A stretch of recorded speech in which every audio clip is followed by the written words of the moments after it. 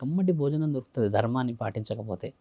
ధర్మాన్ని పాటించకపోతే లగ్జరియస్ ఇల్లు దొరుకుతుంది పాటించకపోతే. ధర్మాన్ని పాటించకపోతే you can get multiple options. బాగా గుర్తుపెట్టుకోండి. ధర్మాన్ని పాటించకపోతే మనస్సాక్షి మాత్రం రాదు. మనస్సాక్షి లేని ఎన్ని లగ్జరియస్ నీకు అవసరమా? నువ్వు బాగానే ఎంజాయ్ చేస్తావు, వెన్నుపోటు పొడిచో ఇంకేదో చేసావు కదా, ఆ రూపం అంతా నీ పిల్లల్లో చూపిస్తుంది. కొంతమంది పిల్లలు ఉంటారు తల్లి, అబ్నార్మల్గా పుడతారు.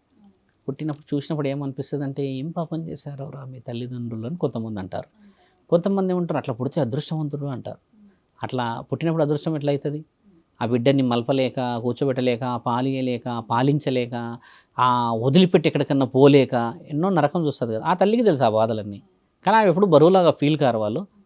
ఇక్కడ విషయం ఏంటంటమ్మా, ఏ రోజైతే నువ్వు ఈ ధర్మాన్ని పాటించకుండా ఈ లగ్జరియస్ లైఫ్ పోయినావో అప్పుడు నీ పిల్లలు ఉంటారు కదా, వాళ్ళ పిల్లల కడుపులో పుడతావు ఈ విధముగా.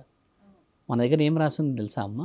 ఈరోజు నువ్వు పుణ్యంగా ఉన్నావు, ఈరోజు నువ్వు ధర్మంగా ఉన్నావు, కానీ ఏదో ఒక రోజు నీకు ఖచ్చితంగా ప్రతిఫలం వస్తుంది బిడ్డ, దాన్ని ఆశించొద్దు. దాని గీతా సారాంశం కూడా అదే. కష్టాన్ని నమ్ముకు కానీ ప్రతిఫలాన్ని ఆశించకు, అది నిర్ణయించేది పరమాత్ముడు అని గీతా సారాంశంలో చాలా వివరంగా రాసింది. అంతవరకు అవసరం లేదు.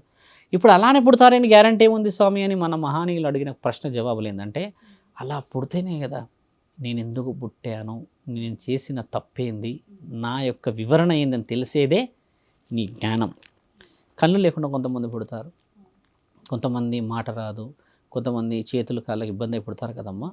ఒక్కొక్క లక్షణం పరమాత్ముడు చూపిస్తాడు. నీ వల్ల ఒక వ్యక్తి ఏమి కోల్పోయాడో అది నీలో కోల్పోయి దాని వివరణ, దాని బలం ఇస్తాడు. కొంతమంది పిచ్చోళ్ళలాగా పుట్టేస్తారు, పుట్టుడు మెంటల్ ఎబిలిటీగా, అంటే వాళ్ళది డిస్టర్బెన్స్. మంచిగా ఉంటారు చూడ్డానికి, పెరుగుతారు, ఎర్రగా బుర్రగా ఉంటారు, కానీ మనల్ని చూసి పిచ్చి పిచ్చిగా లేకపోతే నవ్వినట్టుగానో అసలు ఎంత బలంగా ఉన్నాడు, ఎంత బాగున్నాడు చూడ్డానికి, అలా ఇలా అయిపోయారంటారు కదమ్మా.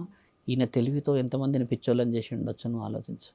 కాబట్టి నీ తెలివికి పెట్టాడు తండ్రి పరమాత్ముడు. ఇదంతా రాసున్న పురాణం గరుడ పురాణం.